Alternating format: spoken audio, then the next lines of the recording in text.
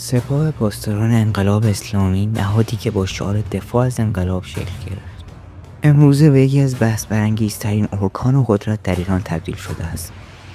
این نهاد که در ابتدا برای مقابله با تهدیدهای خارجی و حفظ امنیت داخلی تأسیس شد، به تدریج از نقش اولیه خود فاصله گرفت و یک قدرت گسترده اقتصادی، سیاسی و نظامی تبدیل شد که در بسیاری از عرصه‌های کشور نفوذی بی‌حد و مرز پیدا کرده است. اما منتقدان معتقدند که سپاه نه تنها حافظ امنیت ملی نیست، بلکه با اقدامات خود کشور را به سمت بحران‌های پی در پی سوق داده است. در ادامه به ابعاد مختلف این قدرت‌گیری و پیامدهای آن خواهیم پرداخت. سپاه در سال 1358 با هدف دفاع از انقلاب شکل گرفت. اما از همان آغاز نشانه‌هایی از تبدیل شدن آن به یک نیروی مستقل و فراتر از دولت وجود داشت. در دوران جنگ ایران و عراق سپاه با استقلال از امکاناتی که در اختیارش قرار گرفت، نه تنها قدرت نظامی خود را گسترش داد، بلکه به بهانه خودکفایی نظامی به اقتصاد کشور نیز نفوذ کرد. پس از جنگ به جای اینکه سپاه به یک نیروی نظامی کلاسیک تبدیل شود، مسیر متفاوتی را انتخاب کرد. نفوذ در اقتصاد. سپاه با تأسیس قرارداد خاتم الملأ و ده‌ها شرکت وابسته بخش عمده‌ای از پروژه‌های عمرانی، نفتی، راهسازی، مخابرات و حتی تجارت خارجی را در دست گرفت. این روند باعث شد که در بخش خصوصی ایران عملاً قدرت رقابت را از دست بدهد. مداخله در سیاست داخلی. سپاه در دهه‌های اخیر به ویژه پس از سال 1888 در سرکوب مخالفان داخلی نقش مستقیم داشته است. بسیج که شاخه‌ای از سپاه است در سرکوب اعتراضات خیابانی، کنترل فضای مجازی و بازداشت فعالان مدنی نقش پررنگی دارد.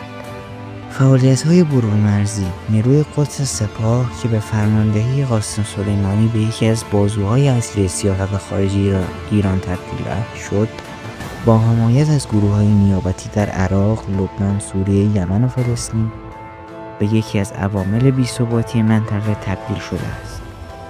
این مداخلات هزینه‌های اقتصادی سنگینی برای ایران داشته و باعث اعمال تحریم‌های شدید از سوی کشورهای غربی شده است.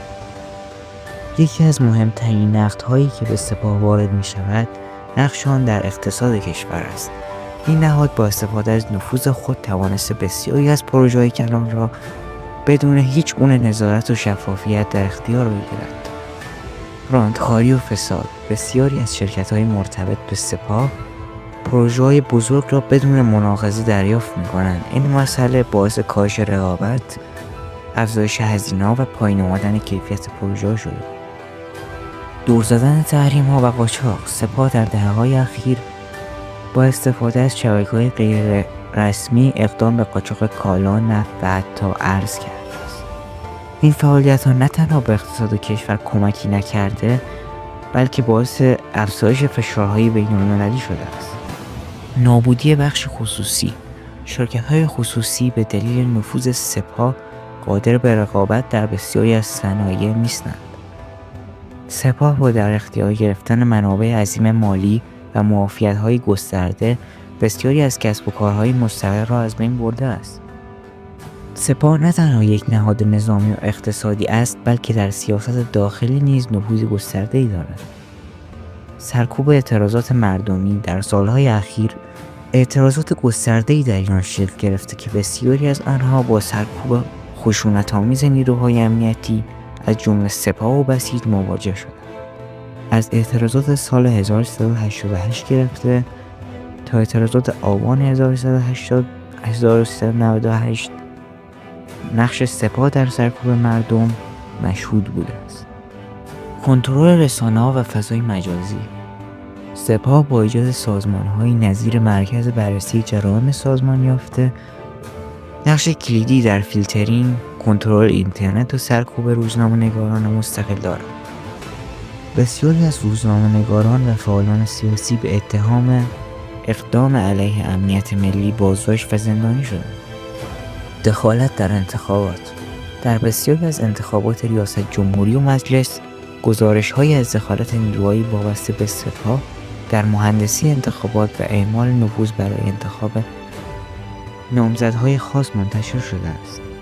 سپاه به ویژه نیروی قدس نقشی اساسی در سیاست خارجی ایران دارد.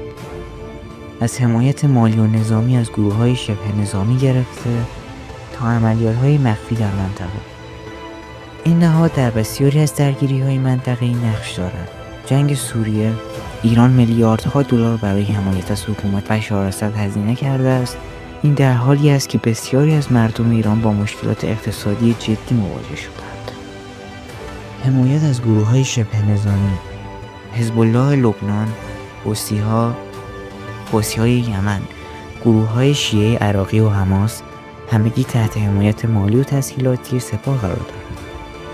این سیاست‌ها ایران را درگیر درگیری‌های بین‌المللی کرده و فشارهای اقتصادی را افزایش داده است. تحریم‌های بین‌المللی.